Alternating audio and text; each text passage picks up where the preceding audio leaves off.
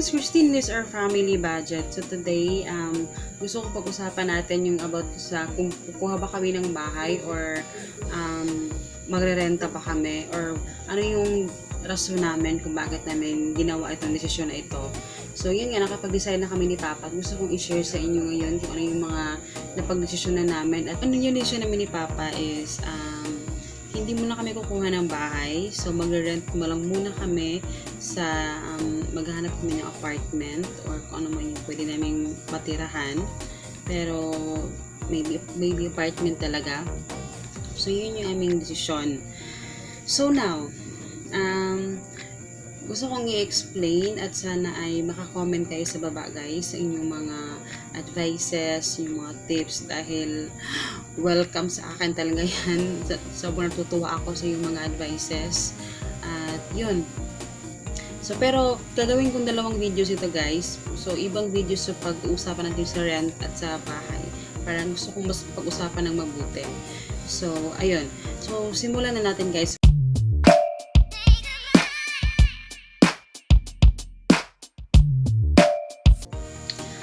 Okay. So, yun nga guys, may rason kung bakit hindi kami kukuha ng bahay sa ngayon. Pero kasi meron kaming ibang mga plano. Siguro, alam ko, medyo uso na talaga yung pagbuha ng bahay. Pero, ayoko makiuso. Kasi, ang rason namin guys, alam niyo naman ako, very practical talaga ako na tao. Alam niyo naman yun. Sa akin kasi guys, sa akin pananaw lang ha, masarap naman magkaroon ng sariling bahay talaga, pero may mga disadvantages kasing syempre meron naman talagang meron advantage, meron din namang disadvantages, pero iniisip ko lang kasi guys, medyo matagal pag kumuha ka na sa subdivision, kasi usually naman sa mga subdivision, at saka meron na ngayon mga subdivision na parang para sa mga minimum wage earner na nasa mga 1.8 lang ata yung per month. So, very affordable naman. Pero, syempre, meron din mga kaakibat na mga bayarin. Alam niyo yun. So, ang ayaw ko lang kasi guys doon sa pagkuha ng bahay sa isang subdivision is syempre sobrang tagal na talagang babayaran yun. Parang aabutin pa ng anak ko yun na siya magbayad. Parang darating pa ng time na siya pa yung magpapatuloy dun sa pagbayad. Kasi imagine, syempre kung sa pagkakalam ko, pag medyo matanda ka na, or matanda talaga, parang medyo maedad ka na, ang inaano sa'yo, so, kung inaano mo sa pag-ibig, so, syempre sa pag-ibig, meron silang kung medyo ka pa, medyo bata-bata ka pa, pwede mo siyang bayaran for 30 years. Pero kung medyo may edad ka na, nasa mga 25 years, yun. Pero, syempre kami, as follower ni Dave Ramsey, na sinusunod ko ang kanyang baby steps, ina-advise naman niya na at least kailangan talaga 15 years talaga. Ewan ko kung makakaya yung 15 years na yun. Pero, yun yung advice niya sa kay Dave Ramsey kung kukuha ka ng bahay or subdivision. So, yun. So, isa yun sa mga tinitingnan ko guys. Ayoko yung sobrang tagal na pagbayad. Kasi, ang tendency kasi niyan guys, kasi marami akong nakikita talaga, sobrang dami ko nakikita, na, oo nga, very affordable naman yung monthly kasi 1.8, may 1.8 na talaga, 1.819, gano'n. Pero, hindi lang kasi yun yung rason guys. Kasi, for example, kung hindi ka naman nakapag-ipon sa iyong pag-equity, kasi kailangan mo ba yung mga equity, may mga down payment, may mga charges pa na kung ano-ano, syempre. Yun. Kung wala kang ipon, kung hindi naman ganun kalakihan yung ipon mo, hindi siya aabot dun sa pang-equity or kung ano yung mabayaran mo dun, kung utangin mo siya, mahihirapan ka talaga. Pero, kung meron ka namang ipon, okay lang.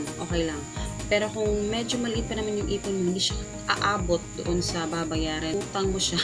Kasi marami akong nakikita ganun, inutang pa na lang yung pang-equity para ibayad. So, syempre, pagdating na sa bayaran, nagka-doble-doble na yung babayaran mo every month, diba?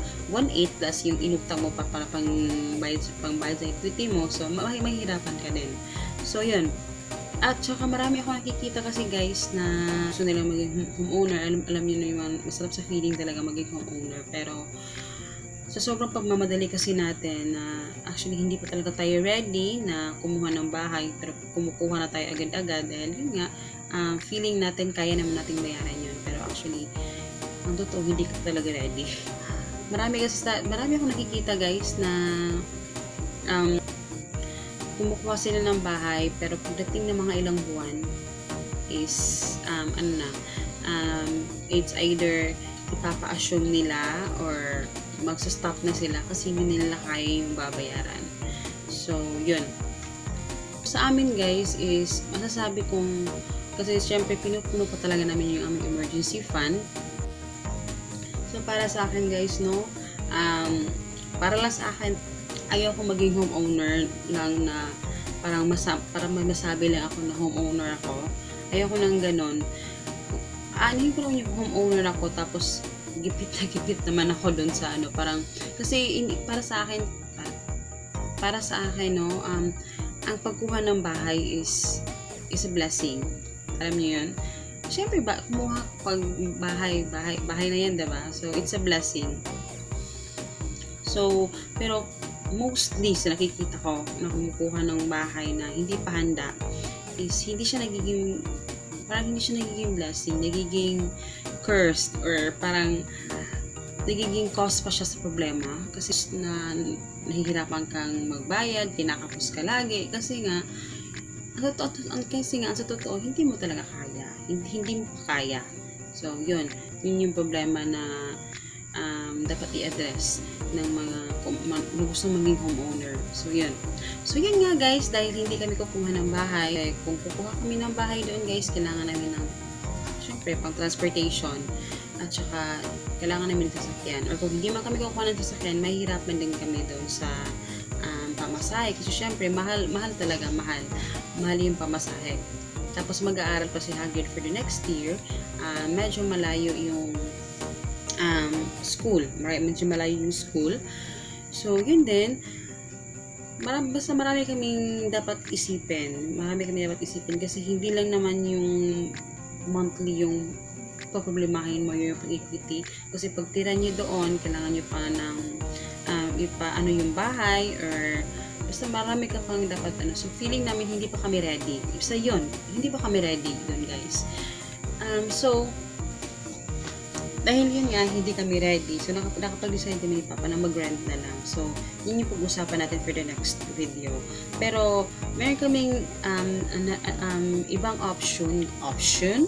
Meron kaming ibang option, guys, na minsan kukuha kami ng bahay, gusto namin kumuha na lang bumili na lang ng lupa. Kasi, marami pa kasing lupa dito, guys, kasi syempre, sa mga hindi nakakaalam, taga Mindanao po ako. Ako po ay Bisaya. Bisaya po ako, day. So, yun nga, kukuha na lang kami doon. Bibili na lang kami ng lupa, guys. So, habang pinag-iipunan, kasi dito sa Cagayan de Oro, hindi pa naman ganun talaga kadaming tao talaga compared dyan sa Maynila. So, meron pa mga lupa dito na nagkakalaga ng 250,000, 200,000. So, mas gugustuhin ko pa na bayaran yung 250,000 kasi naman magbabayad ako ng abot ng 30 years. Diba? Kasi sa isang kukuha ng bahay yung price niyan, kung medyo bago pa lang siya nasa mga 600, may mga 600 pa. 600 kano ba yung price ngayon? Kasi habang tumatagal, tumataas yung value ng lupa, diba? So, nagmamahal din siya. Pero yun. Pero dito sa amin, guys, meron ka pang mabibili na ito. Meron yan dyan sa amin, dyan sa unahan, pinakabili. So, parang, ko talaga na sayang. Kasi, nagkakalala sa 250,000. Tapos, ang medyo malawak na siya, guys. Okay na siya para sa akin na kalaki. So, yun yung namin.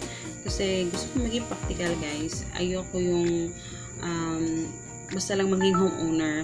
Ayoko yung basta lang maging homeowner talaga. Gusto ko talaga yung hindi na parang kumuha ng bahay tapos maghihirap lang kami, mamumroblema ako. So, yun. Basta yun. Tapos, pag-usapan natin yung guys kung bakit magre-renta lang kami. Magre-renta lang kami for karon ngayon next year, mag-renta lang kami. So, i-explain ko yan sa inyo kung bakit. Kasi medyo mahaba yung vlog, medyo mahaba yung video, ayoko na siya masyadong mahaba. So, yun, pag-usapan natin yun sa next na video natin. So, yun aming guys, yung aking pananaw. So, please guys, mag-comment kayo sa baba ako ano yung mga advices ninyo dahil welcome sa akin yan. At salamat ako sa yung mga advice. Sobrang salamat talaga dahil yung mga advices nyo guys, pinapabasa ko rin kay Papa para at least, diba, alam din niya, para maliwanagan din siya, diba, maliwanagan din ako, syempre. At kaya ko itinakulim ito guys, sa Facebook page ko maraming din nagme-message sa akin na about sa topic na ito. So yun lang yung gusto kong ipabot sa inyo guys. So I hope you guys enjoy at sana ay nagustuhan ninyo at like yung video guys kung nagustuhan ninyo, pero at least malaman ko kung gusto niyo mga itong topic. And yun, and please don't forget to subscribe and follow me sa Facebook at saka sa aking Instagram, Ourfamilybudget, at kita-kits tayo sa next video guys. Bye bye.